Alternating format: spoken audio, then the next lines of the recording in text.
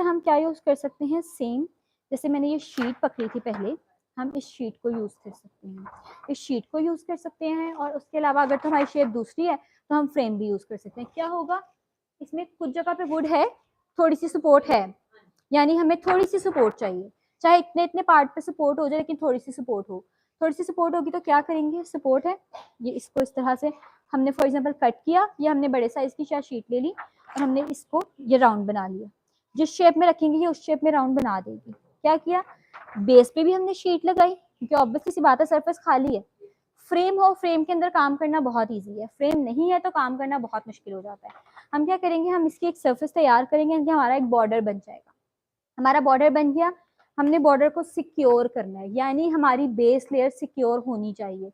उसको हम किस तरह सिक्योर कर सकते हैं, एक तो अगर हमारे कॉर्नर्स बने हो तो उसके लिए तो हम टेपिंग भी कर सकते हैं, टेपिंग भी ठीक रहती है। अदरवाइज जो मिलती है हॉट ग्लू गन, हम सिलिकॉन गन भी यूज कर सकते हैं और हॉट जो ग्लू गन होती है वो भी यूज कर सकते हैं।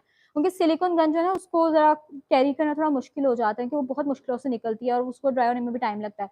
सिलिकॉन गन का ये होता है वो फौरन इसके साथ टोटली लग जाती है, प्रॉपर इसके साथ लग जाती है, उसमें ना मतलब गैप की गुंजाइश नहीं रहती बिल्कुल भी। तो हम क्या करेंगे, हमने फॉर एग्जाम्पल इसको रखा, किसी एक बंदे को कहा कि जरा थोड़ा सा साथ सपोर्ट दी, मैं भी इसको इस तरह से पकड़ी हूँ, एक दफा फिक्स हो गई, एजिस पर हमने सिलिकॉन गन लगा ली या फिर जो सिलिकॉन हमारे पास हॉट ग्लू है हमने उसका यूज कर लिया, हमारे एजिस सिक्योर हो गए।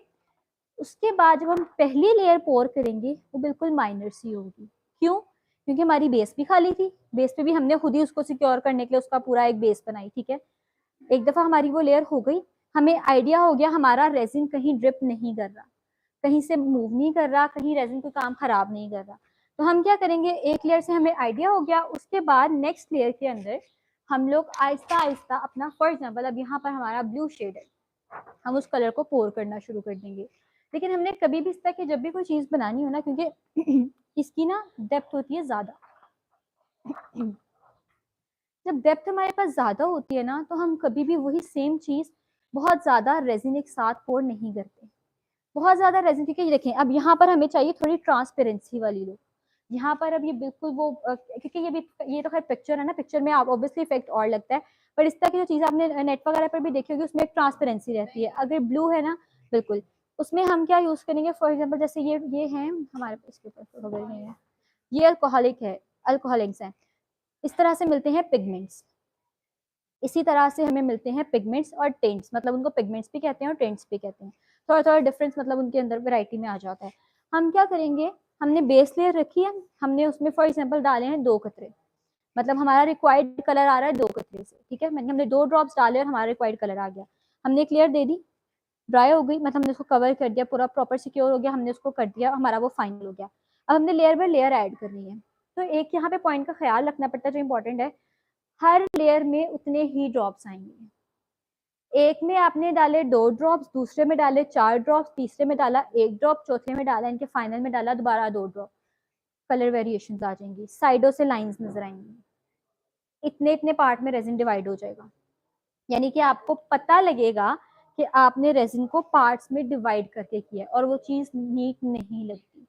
अगर तो आपके एजेस कवर हैं फिर तो चलो, आप अगर आपको वेरिएशन चाहिए कि अगर हमें डार्क से लाइट की तरफ आना है तो हम कर सकते हैं कि हम बेस लेयर में ज्यादा, उससे कम, उससे कम, उससे कम, एंड पे फिनिशिंग लेयर पे खाली टॉप कोट, वो इफेक्ट, वो एक सेपरेट इफेक्ट आ जाता है। लेकिन इंटेंशनली जब हम ये चीज बनाते हैं तो हमें सेम कलर की रिक्वायरमेंट होती है कि हमारा जो ओवरऑल शेड है वो सेम आए।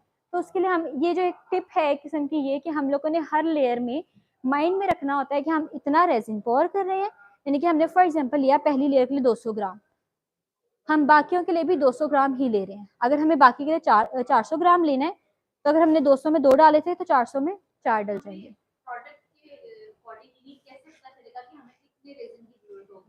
उस बिल्कुल, अच्छा उसके लिए पहली चीज ये, एक तो जब आप कंटिन्यू करते हैं चीज को, आहिस्ता आहिस्ता आपको एक्सपीरियंस होने लग जाता है। लेकिन फॉर द स्टार्ट हम लोग किसी भी चीज का वॉल्यूम ले सकते हैं पानी के साथ। हमें फॉर एग्जांपल हमने इसमें पानी डाला, हमने इसमें पानी डाल के चेक किया कि कितना वॉल्यूम ले रहा है, हमें उससे थोड़ा आइडिया हो जाएगा कि हमारा रिक्वायर्ड क्या वॉल्यूम है। उससे हमारा वॉल्यूम हम कैलकुलेट करके उसके अकॉर्डिंगली हम रेजिन मेजर कर लेते हैं। यानी कि अगर आप एक चीज आपने बनाई है ना, इसमें अगर